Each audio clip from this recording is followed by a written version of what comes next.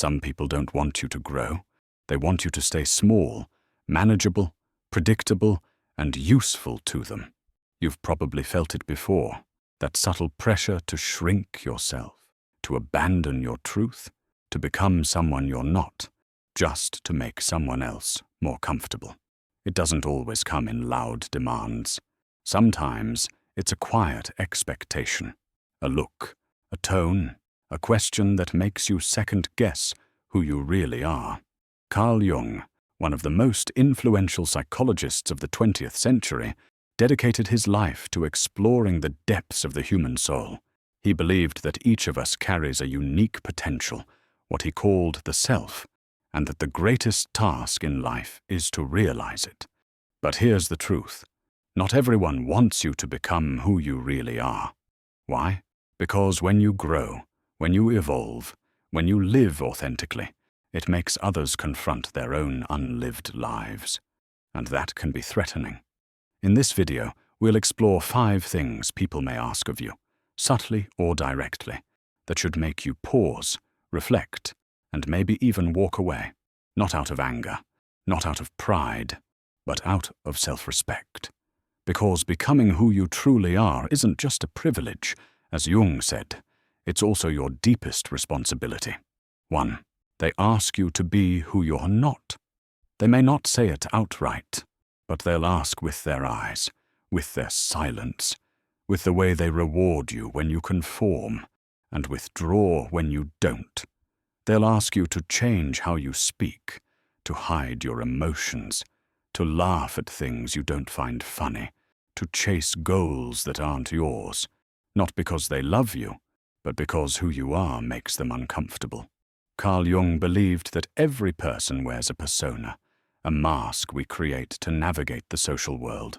At work, with friends, even with family. We wear roles.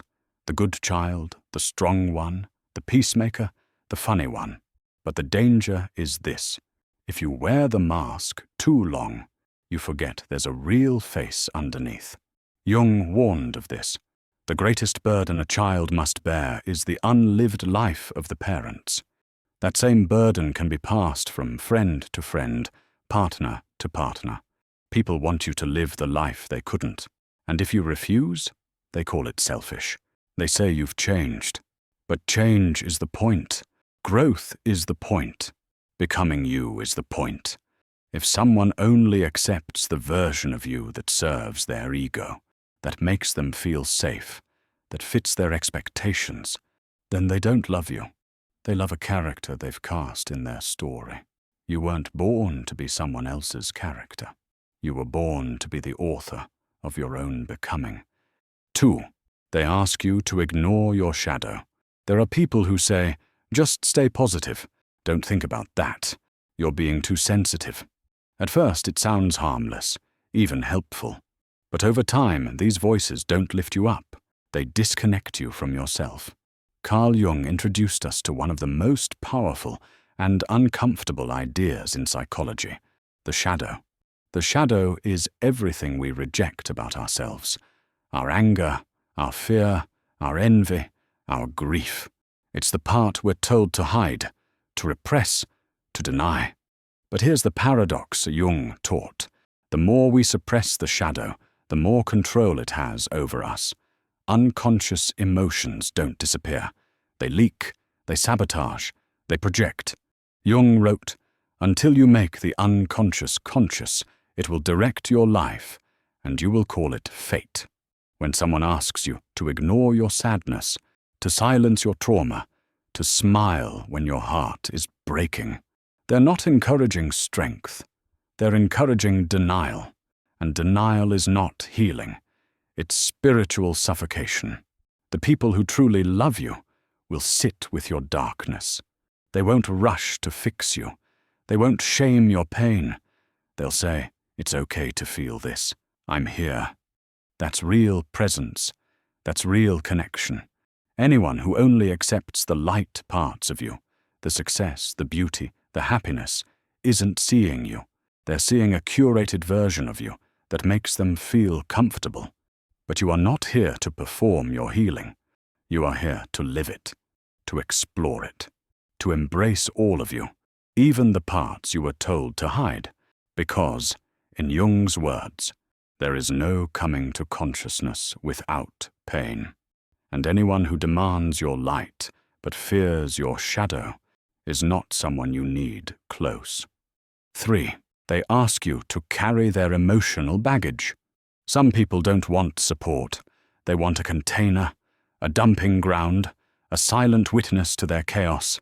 They expect you to listen endlessly, fix their lives, absorb their moods, and never ask for anything in return.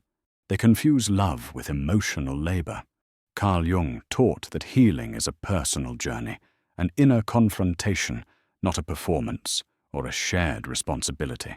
But those who refuse to do that work, they find others to carry the weight.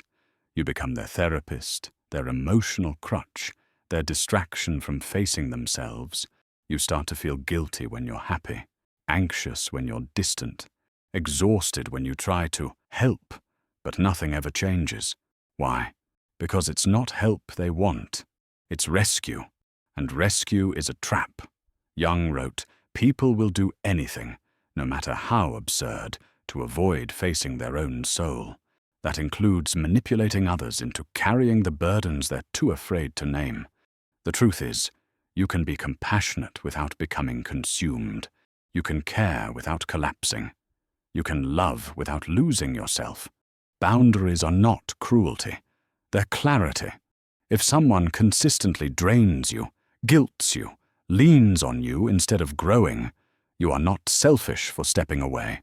You are wise, because your energy, your peace, your presence, those are sacred. And anyone who sees you only as a vessel for their pain is not honoring the soul that you are. Before we continue, please take a moment to like this video. Your support helps more people discover these ideas. And if you're enjoying this journey into the mysteries of the mind, make sure to subscribe so you don't miss what's coming next. Now, back to the video. 4. They ask you to betray your intuition. Sometimes it's a friend who says, "You're overreacting." Sometimes it's a partner who insists, "You're imagining things."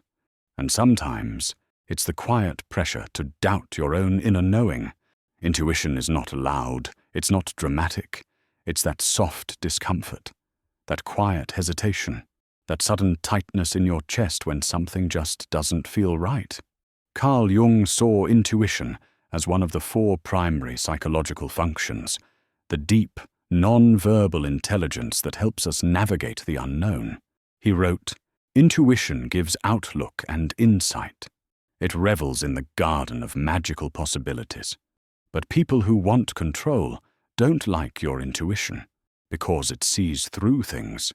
It notices the lie behind the smile, the manipulation behind the kindness, the emptiness behind the promise. When someone asks you to dismiss your gut feelings, to ignore the signs, to silence your body's wisdom, they're not protecting you. They're protecting something else. Maybe it's their image. Maybe it's the illusion they've built. Maybe it's the part of themselves they're not ready to face. But when you betray your intuition to keep the peace, you start a war inside yourself. You second-guess what you feel. You gaslight your own perception. You shrink your reality to make others comfortable. And that is how we lose ourselves. Not all at once, but in small, quiet betrayals. True connection doesn't ask you to abandon your inner voice. It encourages it, respects it, listens when you say, "Something feels off." So stay away from those who mock your instincts, who make you feel irrational, dramatic, too much, because the most dangerous thing you can lose is your ability to trust yourself. And Jung would remind us, the path to individuation, the path to your true self, begins when you start listening again. 5. They ask you to dim your light. At first it might seem subtle, a comment like, "You think you're better than everyone now?" A joke that stings just a little too much, a silence that follows your success. Over time, you begin to hide your joy. You downplay your ideas. You shrink to fit the comfort zones of others. Carl Jung believed that each of us carries a divine potential within, a light that's not just personal, but archetypal. He called it the self, the full, integrated wholeness of who we are meant to become. But not everyone wants you to reach that. Because your light threatens their shadow, your growth reminds them of their stagnation. Your voice echoes the truth they're afraid to hear. And so they ask you, without always using words, to dim yourself, to play small, to stay quiet, to know your place. But what is your place? It is not to make others feel less insecure. It is not to abandon your purpose to preserve someone else's pride. And it is never to dull your brilliance just because someone else is still living in the dark. You don't owe anyone your silence to keep their comfort. You don't owe anyone your invisibility to maintain their illusion of power. You are not here to be tolerated. You are here to be, fully, unapologetically, radiantly. So stay away from people who only love the dimmed version of you, because the right people, the ones aligned with your path, will not fear your light. They'll rise in it. You are not here to carry what isn't yours. You are not here to betray yourself to be loved. You are not here to fit into someone else's story at the cost of your own. Carl Jung believed that the journey of life is the journey of individuation, a return to the self. So walk toward truth, toward integrity, toward the quiet voice inside that says, "This is who I am." Because that voice, that's your compass, that's your power, that's the self calling you home. If this spoke to something deep in you, subscribe, and let's keep walking this path of awareness together.